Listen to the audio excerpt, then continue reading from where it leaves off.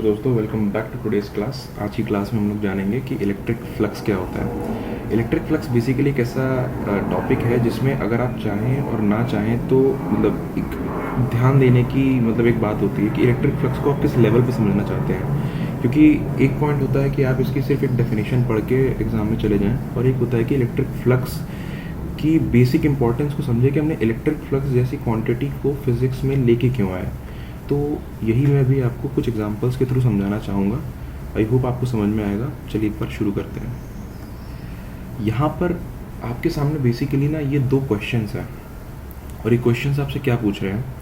ये क्वेश्चंस आपसे ये पूछ रहे हैं, जैसे मान लीजिए आपका पहला सिनेरियो ये है, ठीक। पहले सिनेरियो के हिसाब से ये जो आपका सरफेस है, दोनों केसेस में इसका सरफेस एरिया ए है, ठीक है।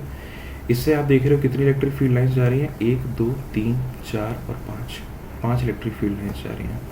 यहाँ से 1 2 और 3 इलेक्ट्रिक फील्ड लाइंस जा रही हैं। अगर मैं आपसे पूछूं कि इस सरफेस के पॉइंट ऑफ व्यू से, आप ये समझना, इस सरफेस के पॉइंट ऑफ व्यू से कौन सी इलेक्ट्रिक फील्ड ज़्यादा स्ट्रॉन्ग है, तो इसका जवाब होगा वो इलेक्ट्रिक फील्ड जिसकी इलेक्ट्रिक फील्ड लाइंस का नंबर जो कि इसको आर पार कर रहा हो, इसको ट्रेवर्स कर रहा हो, वो ज़्यादा है। तो डेफिनेटली यहाँ पर 5 जो है वो 3 से ज़्यादा है।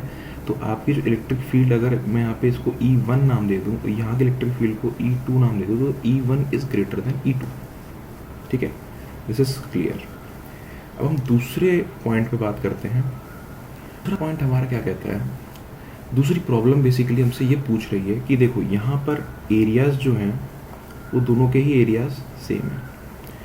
इलेक्ट्रिक फील्ड लाइंस का नंबर भी यहाँ पे सेम है, 1 2 3 एंड 1 2 3।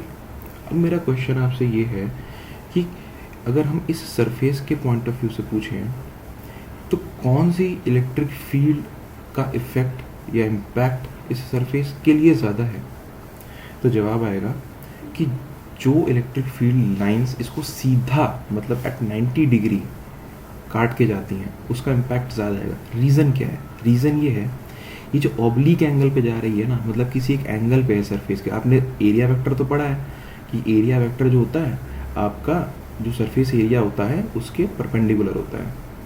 वेट अ सेकेंड, ये अगर हम मान लें तो ये आपकी एरिया वेक्टर की लाइन है, ठीक है। और ये एरिया वेक्टर की लाइन से हमारा कुछ एंगल बना रहा है, ये एंगल बना रहा है, ठीक है। तो ये जो इलेक्ट्रिक फील्ड लाइंस हैं किसी एक एंगल पे जा रही हैं। अब इस इलेक्ट्रिक फील्ड लाइन का देखो एक कंपोनेंट होगा, इसका एक कंपोनेंट होगा जो सीधे जा रहा है, इसको थोड़ा पतली लाइन से रिप्रेजेंट करता हूँ मैं। एक कंपोनेंट होगा जो सीधा जा रहा है और एक कंपोनेंट होगा जो ऊपर की साइड जा रहा है, ठीक है। तो इसकी जो एक तरह से मान सकते हैं देसी भाषा में बोले कि जो ताकत है ना इलेक्ट्रिक फील्ड लाइन की, वो बट गई है, कुछ आगे जा रही है ना, और कुछ ऊपर जा रही है। तो इस वजह से क्या होती है, वो इलेक्ट्रिक फील्ड जो कि इसको आर या पार करके जा रही है उसकी इंटेंसिटी कम हो जाती है।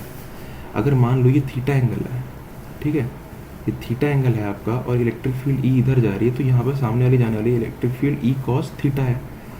अब थीटा की वैल्यू जो है, कॉस थीटा की वैल्यू बोलें तो ये 0 से 1 के बीच में वेरी करती है। ये 1 कब होती है, जब थीटा आपका 0 होता है। अब यहाँ पे थीटा 0 तो है नहीं, थीटा 0 से बड़ा है, ठीक है।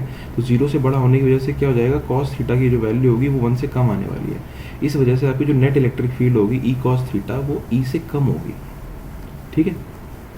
तो यहाँ पर जो इलेक्ट्रिक फील्ड इस सरफेस को, सेकेंड नंबर सरफेस को ट्रेवर्स करके जा रही है, उसकी स्ट्रेंथ कम होगी। तो आपने यहाँ पर क्या सीखा कि अगर मैं सिर्फ बता कि किसी एक सरफेस से जाने वाली इलेक्ट्रिक फील्ड लाइंस का नंबर क्या है, उतना सफिशिएंट नहीं होता है। वो कितने नंबर में है और किस ओरिएंटेशन में है, ये दोनों ही फैक्टर बड़े इंपॉर्टेंट होते हैं, ठीक है। और इन्हीं दोनों फैक्टर को काउंट करने के लिए, एक किसी एक सरफेस के लिए ना, अब यहाँ सीधा नंबर ही मायने नहीं रखता है, यहाँ पे नंबर का और एंगल का दोनों का जोड़ मायने रखता है। तो इसलिए हम लोगों ने एक अलग क्वांटिटी डिफाइन करी जिसको हम बोलते हैं फ्लक्स, ठीक है।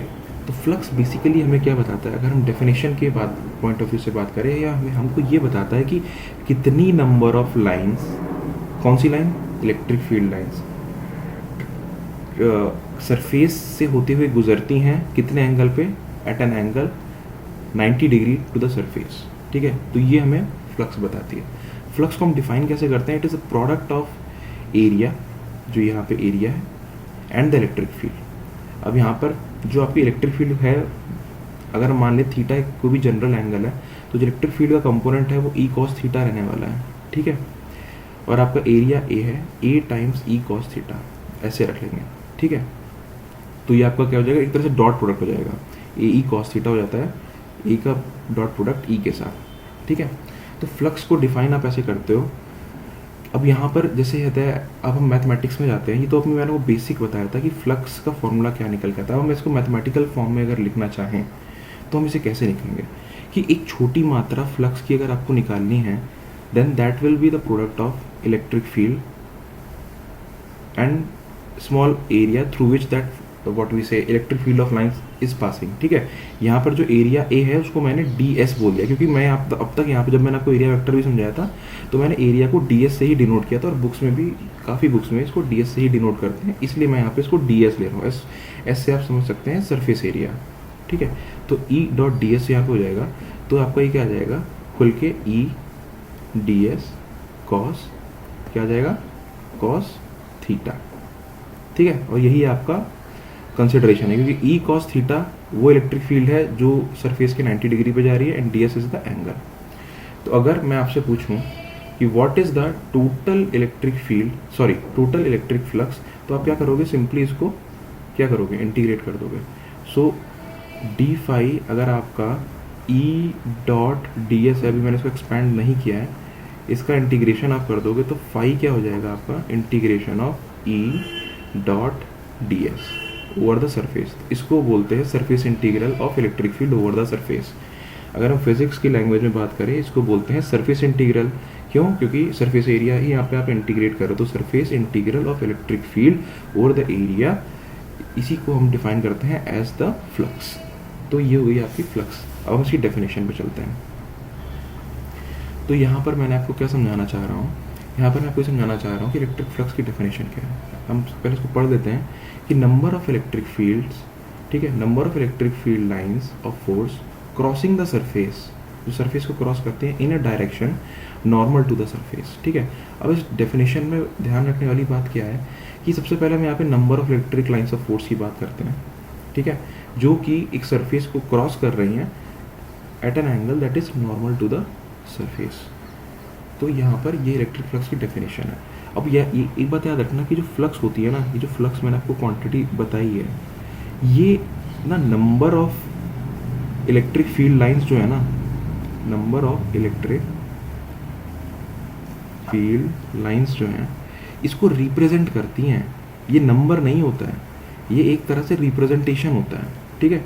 तो ये जो आपने क्वांटिटी डिफाइन करी है ना फाई, तो फाई आपको ये रिप्रेजेंट करता है कि कितनी, रिप्रेजेंट करता है, ना कि नंबर होता है, बल्कि ये रिप्रेजेंट करता है कि कितनी इलेक्ट्रिक फील्ड लाइंस आपके सरफेस के नॉर्मल होते हुए उस सरफेस को क्रॉस करती हैं। That's it, this is what electric field is, sorry electric flux is all about. अब क्वेश्चन आता है इसका यूनिट क्या है, तो हमने फ्लक्स की डेफिनेशन क्या निकाली थी? Integration of E dot D S, surface integral of E dot D S. Electric field के यूनिट्स क्या होते हैं आपके? न्यूटन पर कूलम, और एरिया का यूनिट क्या होता है आपका? Metre square. तो इसका एक यूनिट हो गया आपका न्यूटन मीटर स्क्वायर पर कूलम। अब इलेक्ट्रिक फील्ड का एक और यूनिट होता है, अगर हमने देखा है ना कि इलेक्ट्रिक फील्ड बराबर क्या होती है? पोटेंशियल ग्रेडियंट के, ठीक है, डीवी बाई डी एक्स के बराबर होती है।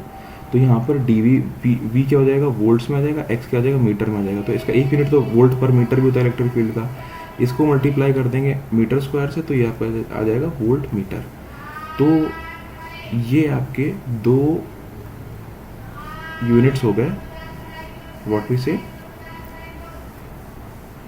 इलेक्ट्रिक फ्लक्स के, ठीक है। अब हम इसका एक छोटा सा क्वेश्चन यहाँ पे कर लेते हैं। क्वेश्चन यहाँ पर ये है कि if the electric field is given by 6 I cap, यहाँ पर इलेक्ट्रिक फील्ड की वैल्यू दे रखी है आपको 6 आई कैप। एक कंपोनेंट एक्स डायरेक्शन में है, एक कंपोनेंट वाई डायरेक्शन में है, और एक कंपोनेंट जेड डायरेक्शन में, ठीक है। 6 आई कैप, 3 जे कैप प्लस 4 के कैप। हमें फ्लक्स निकालनी है सरफेस से, जिसका एरिया जो है वो दे रखा है हमें 20 यूनिट्स, ठीक है। अब देखो आपको इलेक्ट्रिक फ्लक्स का फॉर्मूला तो पता है कि फाई क्या होता है, integration of surface integral of E dot D S. यहाँ पे इलेक्ट्रिक फील्ड आपको दे रखी है, एरिया दे रखा है, बट एरिया के बारे में बस आपको एक चीज़ देखनी है कि it is lying in the Y Z plane. ठीक है, अगर आप ये एक्सेस का सिस्टम बनाते हैं, ये एक्स एक्सेस है, ये वाई एक्सेस है और ये जेड एक्सेस है। अभी कह रहा है जो आपका प्लेन है वो लाई कर रहा है वाई जेड में, तो वाई ये रहा, जेड ये रहा, तो आपका प्लेन जो है ऐसे लाई करेगा। ठीक है, अब इस प्लेन के परपेंडिकुलर, क्योंकि एरिया वेक्टर क्या होता है, प्लेन के परपेंडिकुलर होता है, तो इस साइड होगा। ठीक है, तो it is lying along X axis. ठीक है, तो यहाँ पर आप इसको 20 आई कैप लिख सकते हो। अब आप यहाँ पे इसको मल्टीप्लाई कर दो।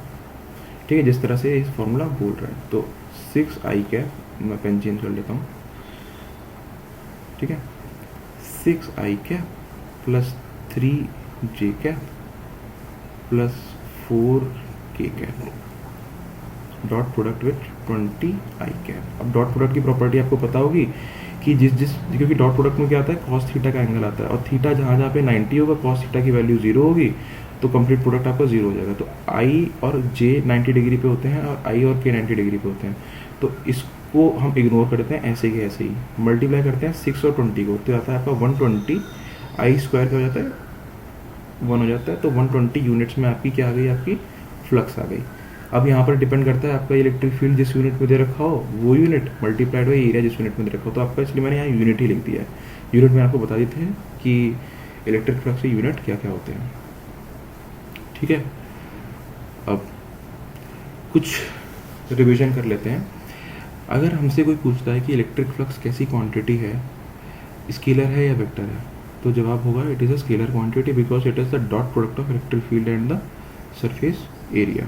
Okay, it is the dot product of electric field and surface area.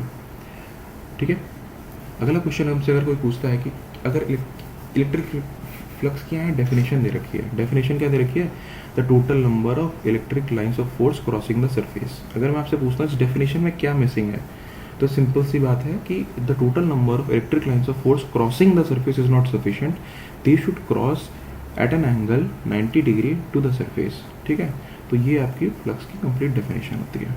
So I hope आपको ये जो इलेक्ट्रिक फ्लक्स नामक एक टर्म है ये अच्छी तरीके से समझ में आ गया होगा कि हमने इलेक्ट्रिक फ्लक्स को डिफाइन करने की ज़रूरत क्या पड़ी, और हम इसका आगे हम बहुत ही अच्छे तरीके से यूज़ भी करने वाले हैं गॉस थ्योरम में। बेसिकली गॉस थ्योरम जब हम पढ़ेंगे ना, उसका क्रक्स ये होगा कि हमें पास फ्लक्स की 2 डेफिनेशन आती हैं। एक डेफिनेशन हमने देख लिया है, line integral of E dot D S.